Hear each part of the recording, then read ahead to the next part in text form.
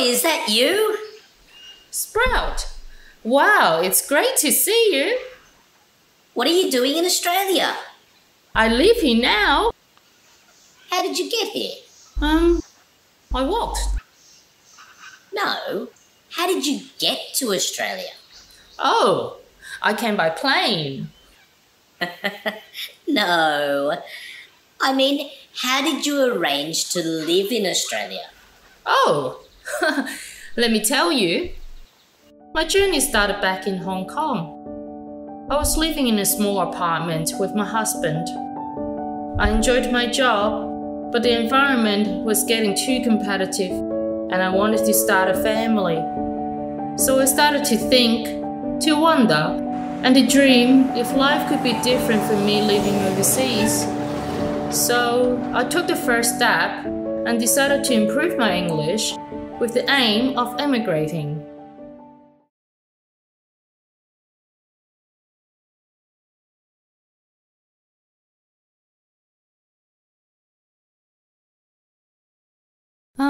Hello?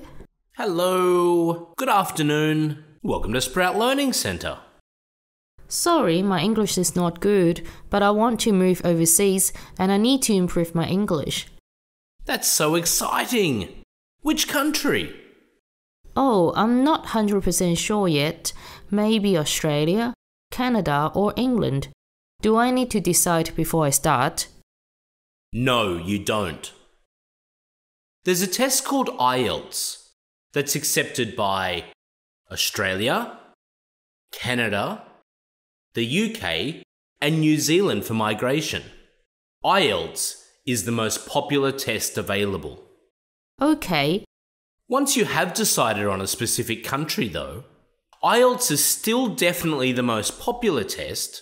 However, there may also be other tests available. Which is better, IELTS or one of the other tests? That's a great question. The truth is, they are all good. Most people take IELTS due to its popularity, international acceptance, and convenience like test centres, test dates, and preparation material. But other tests are sometimes chosen when they benefit a student's particular personality, strength, or weakness.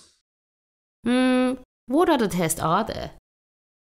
It varies by country, but they include the International English Language Testing System, IELTS, PTE, the Pearson Academic Test of English, TOEFL, IBT, the Test of English as a Foreign Language Internet-Based Test, CAE, the Cambridge Test of English, OET, the Occupational English Test, FCE, the Cambridge English B2 First Test, CELPIP, the Canadian English Language Proficiency Index Program, GESE, Graded Examinations in Spoken English, and the ISE, Trinity Integrated Skills in English. Whoa, so many choices. Which ones should I choose? Even after deciding which country you want to migrate to, IELTS is still definitely the most popular test. But sometimes other tests might be more suitable. Let's pretend you decide on Australia or New Zealand, for example.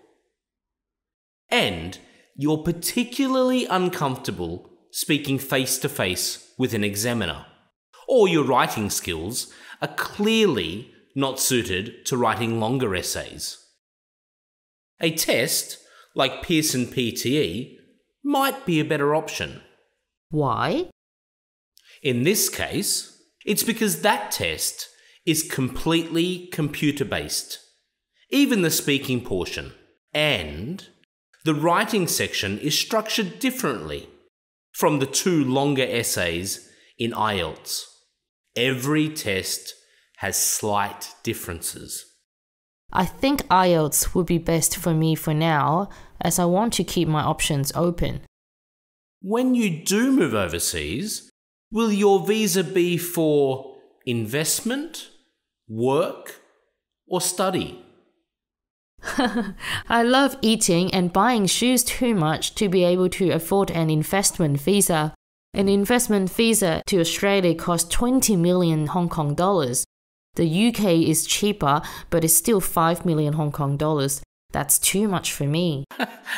Of course, it's too much for me too. I would prefer to migrate on a visa that allows me to work. Great. What work do you do? I'm a nurse and my husband works in IT.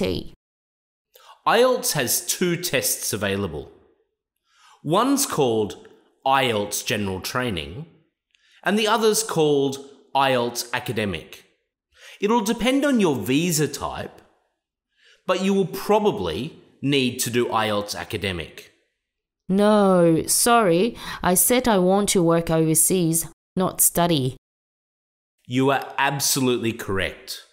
IELTS Academic is the same test students moving abroad to study need to take, but it is also the test that most skilled migrant workers need to take in the majority of cases.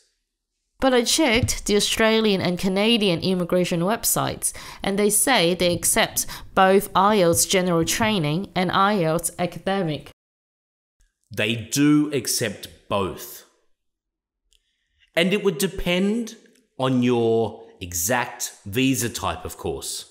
But to enter with enough points to qualify as a skilled migrant worker, you often have to be accredited by a professional body within your desired country. And it's these accreditation bodies that generally require you to have completed the IELTS Academic or a test of equivalent level. Okay, now that makes sense. Of course, if your visa only needs IELTS General, you should only do that test. It's definitely easier. Academic IELTS is certainly more difficult, but it is required in most circumstances. So what's the difference between the 2 tests? The tests are actually quite similar. The main differences are the writing and reading sections, and perhaps how raw scores are translated into band scores.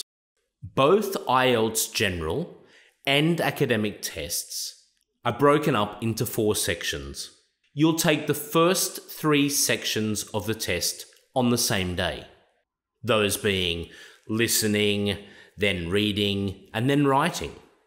There will be no breaks between these tests.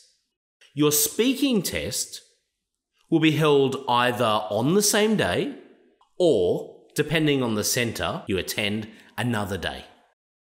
How long does the test take? All up, a little under 3 hours. Listening is 30 minutes. Reading and writing are 60 minutes each. And speaking is about 15 minutes. Okay. From here, let's take a more detailed look at the specific sections of the test, what to expect in each section, and hints and tips on how to prepare. So, which section should we look at first? Oh! And remember to subscribe or follow so you don't miss out on any future updates and IELTS advice.